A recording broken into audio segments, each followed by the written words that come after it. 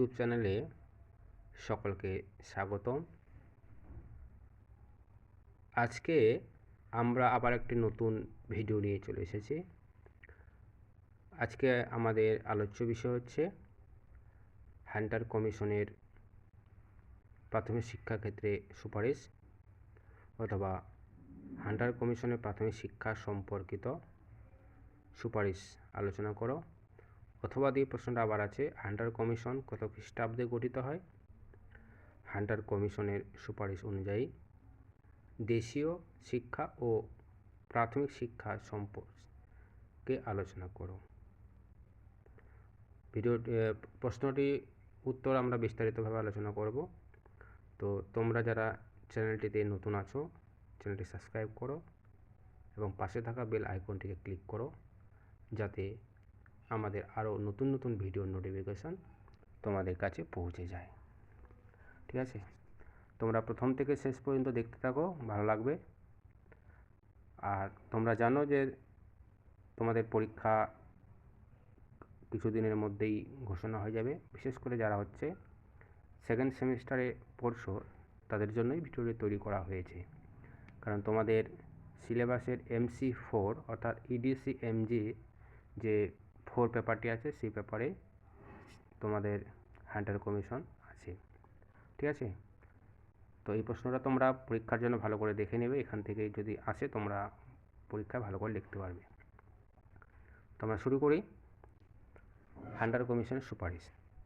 1882 খ্রিস্টাব্দে প্রাথমিক ও মাধ্যমিক শিক্ষা ব্যবস্থার পর্যালোচনা করার জন্য স্যার উইলিয়াম হান্টারের নেতৃত্বে ভারতীয় শিক্ষা কমিশন তথা হান্টার কমিশন গঠন করা হয়।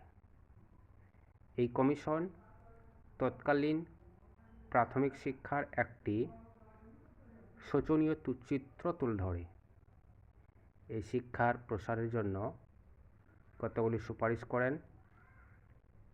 নিচে হান্টার কমিশনের সুপারিশগুলি আমরা সংক্ষেপে ব্যাখ্যা করব। 1 নম্বর বলেছে দেশীয় শিক্ষা সম্পর্কিত সুপারিশ, অর্থাৎ দেশের শিক্ষা সম্পর্কে এই কমিশন কী কী সুপারিশ করেছিল সেগুলো জানব। দেশীয় পদ্ধতিতে পাঠদানের জন্য দেশীয় জনসাধারণের দ্বারা স্থাপিত বা পরিচালিত বিদ্যালয়গুলি প্রয়োজনীয়। তাই এইগুলির সংস্কার সাধন করে এগুলিকে শিক্ষা বিস্তারের কাজে লাগাতে হবে। অর্থাৎ এখানে বলতে চাইছে যে দেশের যারা বা যে সমস্ত ব্যক্তিরা দেশীয় বিদ্যালয় প্রতিষ্ঠা করেছিলেন, তাদের দ্বারা যে বিদ্যালয়গুলো ছিল সেগুলো যেগুলো পুরনো হয়ে গেলো সেগুলোকে সংস্কার করতে হবে। সংস্কার করে সেগুলোকে শিক্ষার কাজে লাগানোর কথা এখানে বলা হয়েছে। 2 নম্বর, অধিক সংখ্যক বেসরকারি শিক্ষা প্রতিষ্ঠান যাতে গড়ে ওঠে বা স্থাপিত হতে পারে তার জন্য সরকারকে প্রয়োজনীয় ব্যবস্থা গ্রহণ করতে হবে। অর্থাৎ এখানে বলতে চাইছে যে সরকারকে পদক্ষেপ করতে হবে যাতে আরও বিভিন্ন ধরনের বেসরকারি সংস্থা আমাদের রাজ্যে বা দেশে শিক্ষা প্রতিষ্ঠান গড়ে তুলতে আগ্রহ হয়। 3 নম্বর, শিক্ষার্থীদের সাফল্যের নিরিখে অনুদান মঞ্জুর করার নীতি প্রবর্তনের মাধ্যমে দেশীয় শিক্ষা প্রতিষ্ঠানগুলিকে উৎসাহ দান করতে হবে। অর্থাৎ এখানে বলতে চাইছে যে বিদ্যালয় স্থাপন করার ক্ষেত্রে সরকার থেকে যেটুকু দেওয়ার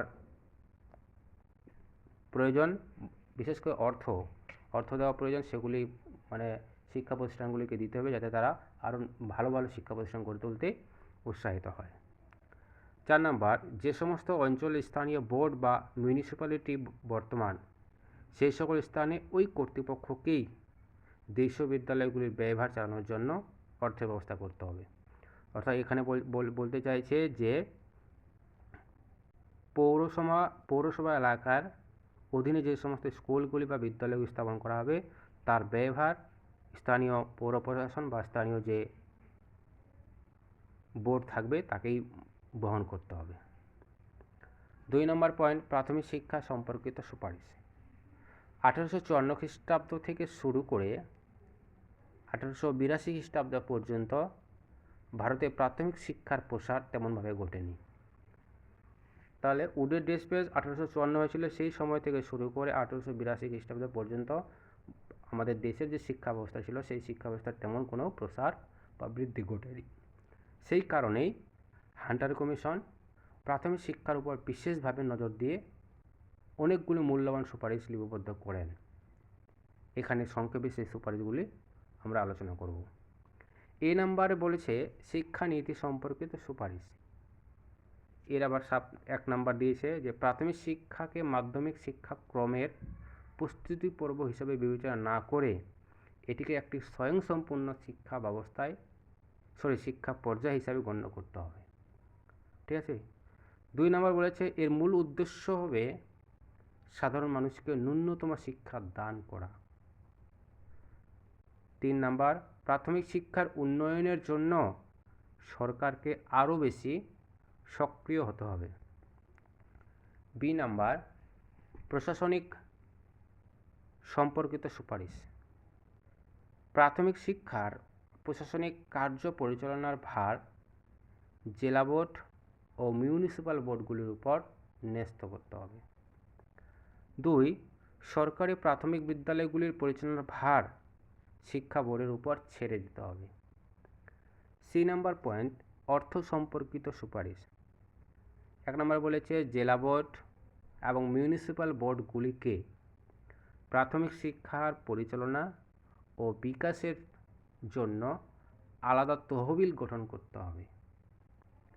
2 নম্বরে বলেছে রাজস্ব থেকে প্রাপ্ত অর্থের একটি অংশ প্রাথমিক শিক্ষার উন্নয়নে ব্যয় করতে হবে। 3 নম্বর সরকারকে শিক্ষা খাতের মোট বরাদ্দের 1/3 প্রাথমিক শিক্ষা ক্ষেত্রে অনুদান হিসাবে ব্যয় করতে হবে। 4 নম্বরে বলেছে বিদ্যালয় পরিদর্শন ও শিক্ষকদের প্রশিক্ষণের জন্য সৃষ্ট কেন্দ্রগুলির পরিচালনার খরচ প্রাদেশিক সরকারকে বহন করতে হবে। পরে ডি নাম্বার পাঠ্যক্রম সম্পর্কিত সুপারিশ। প্রাথমিক বিদ্যালয়গুলিতে মাতৃভাষা বা আঞ্চলিক ভাষার মাধ্যমে পাঠদানের ব্যবস্থা করতে হবে। 2 নাম্বার হচ্ছে দেশীয় গণিত, হিসাব শিক্ষা, জরিপ, স্বাস্থ্যবিজ্ঞান, ভৌতবিজ্ঞান, শিল্পকলা, কৃষিবিদ্যা প্রভৃতি বিষয়গুলিকে প্রাথমিক শিক্ষার পাঠ্যক্রমে অন্তর্ভুক্ত করতে হবে। 3 নাম্বার পাঠ্যপুস্তক নির্বাচনের ক্ষেত্রে স্থানীয় কর্তৃপক্ষকে স্বাধীনতা দিতে হবে। পরের নাম্বার এছাড়া বিদ্যালয়গুলিতে খেলাধুলা, ব্যায়াম, স্কুল ড্রিল প্রভৃতির ব্যবস্থা করতে হবে। পরের পয়েন্ট ই নাম্বার শিক্ষক শিক্ষণ বিষয়ক সুপারিশ। প্রাথমিক বিদ্যালয়ে শিক্ষকদের জন্য প্রশিক্ষণের ব্যবস্থা করতে হবে। এর জন্য প্রতি মহকুমায় একটি করে প্রশিক্ষণ শিক্ষা প্রতিষ্ঠান তথা নর্মাল স্কুল স্থাপন করতে হবে। নর্মাল স্কুলগুলির দায়িত্ব ও ব্যয়ভার প্রাদেশিক সরকারকেই বহন করতে হবে। আজকে এই পর্যন্ত। ভিডিওটি ভালো লাগলে লাইক করবে, সাবস্ক্রাইব করবে। ধন্যবাদ।